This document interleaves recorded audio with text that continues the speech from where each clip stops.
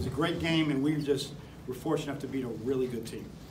I mean, a really good team. I'm watching these guys on video, and you know, they got some experience. You know, the whole league is still pretty young. You don't see many teams with like 4 or 5 seniors. But what they've had right now is that they've had freshmen come in. If we've seen ourselves, freshmen come in different packages, right? You got the Karis LeVert, you got the DJ Wilson, you got the Mo Wagners, who is freshmen, right? It's tough for them to come in. Their bodies aren't ready. Or there's people in front of them. And it's tough, but they become tremendous players.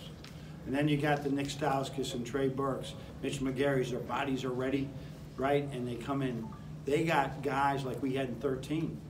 I mean, they have really guys that can come in and play. And then they great point guard, great big man, and just really fortunate to get this win. I think this team will compete for a Big Ten championship, right, this year in the tournament. And then in the NCAA, they can be a very good team. We all got to have breaks go our way like they've gone for us, but we just beat a good team. I'm elated about these last 2 Saturdays of the way we've responded to good teams coming to our building, great crowds, and playing just good Michigan basketball. All right. Got a little cough going on here. All right. John, you know, a couple weeks ago at Iowa, kind of struggled defensively against a team that had really good big men. Maryland also has really good big men. What was the difference today, defensively? You know, I think we've learned to play more physical. In the last 2 games taught us, Iowa lost, Penn State, our losses have taught us we can play physical without fouling. I think in Iowa we were in foul trouble immediately, and that put us behind the 8 ball. Not only do you got him on the bench, when you have him in, he's not as aggressive. And that's what has happened in both those type of games. Was there any benefit to having both, you know, Teskey and Isaiah in there for long stretches today? I mean, it's sort of normal, right? We're going to have Johnny, we're going to have John, right? And Isaiah's going to flip around a little bit. We give Brandon a couple minutes to give John a rest. John's in a wrestling match at one end. He needed more rest today, but he did a tremendous job on Fernando in the first half. In the second half, if he got the ball on the block 15 times and he scored 10 points, we'll take that every single day. And so that's what John was able to do. Jay? John, in the second half there, I think it was Cowan missed a 3, and then Jordan got the ball off the rebound from Isaiah. He drives all the way in, manages to sink it. Did you have a feeling that was going to spark the offense? No, I didn't know at that time because we were really frustrated at that time. We weren't getting good looks. We weren't, and they were getting really good looks. And he missed a 3, and I thought that was a pretty. And I think we took JP right out after that because we just felt that he's playing a lot of minutes, and that can wear on you over the time. So we were trying to get him a little bit of rest, get him to play better defense as well if he's more rested. I didn't know at that time, but that was that, and then any 3 that we hit in the second part of the first half, whether it was Iggy's, John's, Zavier's, they were just huge to get us back because it was going south pretty quick. We couldn't get anything to go, and they were getting really easy shots. And then 6 turnovers in the first half, 0 in the final 20 minutes. How proud of you your team's ball? Yeah, that was. I mean, when was the last time you saw one of our games where we were 15-6 with assist turnover? So I think that the ball still sticks at times, but the ball's moving better. We're seeing each other, and that's the way we're going to have to play. Down in front on the right. So Zavier, you know, a couple of those assists, looks like he was going up with the kind of the hook shot that's, you know, he's kind of become famous for, and then he passed it out, hit a couple guys on 3s. How much more versatile can his offensive skill set really go? Well, I think that he was when he first came here, he was starting to, you know, he depended on himself to score a lot. He was a tremendous high school player, but he scored a lot of points. He had to understand that at his size and in this league, you got to be creative for yourself and for others, and that's what we're seeing from him all the time right now. I mean, his dribble, we call it hockey. You know how a hockey player goes underneath the net and comes back? He played hockey that time, and John read the hockey and came in behind. That's pretty basketball. Down over here with John. Follow up there, particularly when it got close, he made some plays. Who was it? Zavier. Yeah. Making plays, not just shots, the no-look feed to Teskey. Does he take it on himself when it gets tight like that? His leadership right now is as good as anybody we've ever had. He and Charles. Charles is not as demonstrative and not as, it doesn't talk as much. Zavier is talking.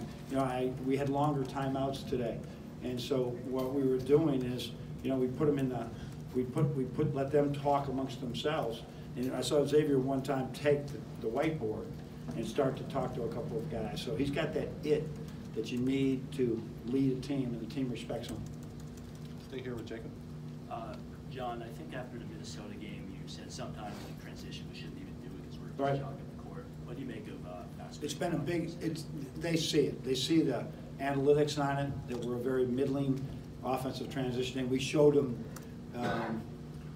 we showed them stats from other years, and I said, we're doing the exact same thing, right? We haven't said, we don't have a new fast break. We don't have almost any rules other than get wide, make sure we fill some lanes, and we didn't change our game plan, so this one's not on the coaching staff right now. This is on you. You got to run and you got to look up, and it's just basketball today. Maybe we'd have a rebound and 3 guys running the same lane. One of them could have taken the right lane, but they're not seeing it. And if I had to go back into the summertime, that would have been one of the things I sort of took that for granted, that people understand how to get wide and run. We really didn't, and that's on me. On the right with Andrew. Following up on that, when you got power forwards that can handle the ball like Isaiah and Iggy, I mean, do you want them pushing it ahead? Yeah, we want them busting out. If we can trust them, and it comes over time. Different guys that were like matched up with the other 4-man, right? If we can trust him, we want him to go. Like a Glenn Robinson, we would let go on that. Zach Novak, we'd let go, right? And so Iggy and Isaiah are there. We'd like their assist numbers to be higher. But the ultimate thing is get the ball to Zavier. But it's very hard to guard a bust-out 4. Somebody's going to take him. It means now, probably the point guard, it means now the point guard is being guarded by a 4 in space. That's usually good. And then Charles, I mean, I don't recall him guarding a guy like Cowan, a Yep. guard like that. That was set. They decided to do that themselves, right? I think actually Luke might have had something. I just said he came off a couple of screens, running away from the basket, almost impossible to stop, with a 6-footer on a 6-footer. So we went with length on him. His man did not. I think his man scored at the end. Whoever he was guarding, it wasn't Ayala at the end, only because he didn't want to foul. He shut out anybody that he guarded. Really an incredible performance. And he was tired too. And they wanted to. My assistants were thinking we should give him a timeout, and I just refused. No, I'll call a timeout before we give him a time and get him off the court. On the left with Ethan. Isaiah mentioned that Charles has been a little bit more vocal lately. Mhm. What effect do you think that's had on everybody? That's big. I mean, it's really big. We got to encourage him to, to just even. He does not like attention on himself, right? He does not like it. And so when you're talking, everybody's looking at you. He'd rather just lead by example. But we have, like I said, we have such a young team. We don't even have a true senior on this team. Somebody has to do it. We need another voice besides X. John's talking more too, but still that's not John's deal. So we need another leader, and he's doing it. What do you think has compelled him to kind of step up? I think a sense of urgency right now. I mean, he's playing his 4th year of college basketball. He's the opportunity to graduate. This could be his last year of college basketball, right? He's got a sense of urgency to win this year and make a decision after the season, but win this year so that he doesn't look back and say, I didn't do enough in my senior year. Chris? John was so short on most of his shots today. Talk about the one he made, and then do you think that was a result of how hard he's working on the defense? Yeah, without question. He's in a wrestling match. He's lifting barbells at the other end. I mean, you're like this, you're like this, and all of a sudden now you got to do this fine skill at the other end. And so it's hard for him to do that, but he was really short. And so he's just got what I like, he kept shooting it. And that 3 was as big as we had. I think it might have been, they might have got to 8, and all of a sudden we're back to 11. And he didn't flinch on it. So that was really good, but he had a very flat shot today with everything, even the foul shooting. And it could be fatigue. All right. John, how do you get the same level of consistency in offense going forward? Say it again? How do you get the same level of consistency in offense throughout the entire Well, everybody's this is a great defensive team. They were holding people to 38%. I mean, I think that is a blend of having a good game plan and also individual development for them, which we haven't been able to do as much of. We're so concerned about their legs. We're so concerned about keeping them fresh, and maybe we're not doing enough of just one-on-one moves, of getting the ball in the paint with 2 feet, pivoting, things that we have to work at. shielding the ball and playing in the post. So we got to keep working on it, but we can't win the practice and lose the game. We still got to have a good balance there. And then Dave today, how do you think you did? We did great. Great layup.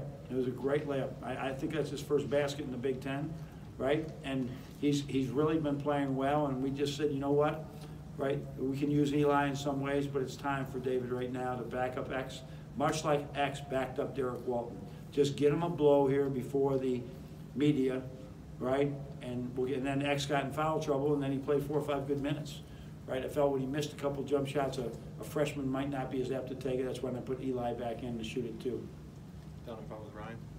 John Teskey is not necessarily a volume shooter by any means, but he kept shooting even after he was missing the beginning. Can you speak to his resilience, just the team's resilience in the offensive end today? Yeah, I think that this is something that he has to do. We can't turn back and say, John, you're not shooting anymore, right? Because while he still develops a back to the basket game, that is something that he has not proven to be consistent with, that he's proven he can do. So we got to find ways to score points. And if a pick and pop 3, 5-man is one of those ways, we're going to keep going with it. Brendan? The last 2 years, the whole defensive identity thing kind of developed over the course of the year. This year, it was there from day one. You know, the Villanova game, you just kind of had that. Have you found it difficult to maintain certain levels of that kind of defensive team? This is the identity over the course of the year. I think you saw it at Penn State. That was our worst defensive game in 2 years. And we came out and the tension, it's going to happen. You're just not going to play 30, 32 perfect defensive games. You're just going to have games and foul trouble and things like that that will blow it up. But there was a sense of urgency today. There was no way. I mean, Coach Luke is the same way every game. He prepares the same. But it's hard for these young men to do this. And I had no doubt. You know, we might not make shots and we might not do it. I had no doubt our defense would be strong today. James? John, it seems like Isaiah's playing with a much more aggressive mindset these past 2 games. And kind of yeah, it's something we've been talking with him a lot. I mean, he leaves a lot on the table. He shoots threes well, but there's another element to his game that he's still developing, and we got to encourage it. So he's, you know, I thought at one time he drove baseline, should have just went up and dunked it. But he deferred and made another good play and kicked it out. But he's got to understand angles better, and he's learning them, and we just got to keep teaching, because he's a tremendous athlete, but he's leaving too much on the table by not having more of an edge of him at driving. And so but he's aware of it, and we're working on it. I guess how much more at ease do you feel in those late game situations with Zavier at the line? Yeah, we're shooting 75% from the line in Big Ten play. I mean, that's pretty good.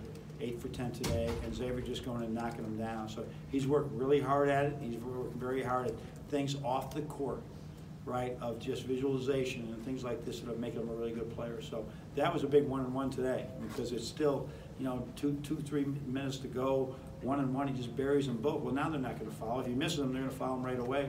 And we know how that can sort of all continue. It can escalate. It can snowball. Taylor, you want to close this out? John, the offense was really clicking the first 10, 15 minutes. What kind of changed offensively after that?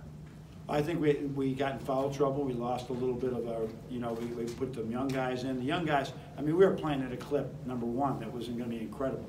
That we were running, we were getting stops, and we were running. We created 13 turnovers in the first half.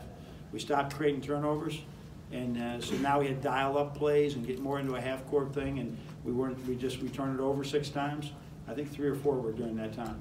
So it's just not a matter of schematically we changed. It was a matter we stopped defending, we stopped getting turnovers.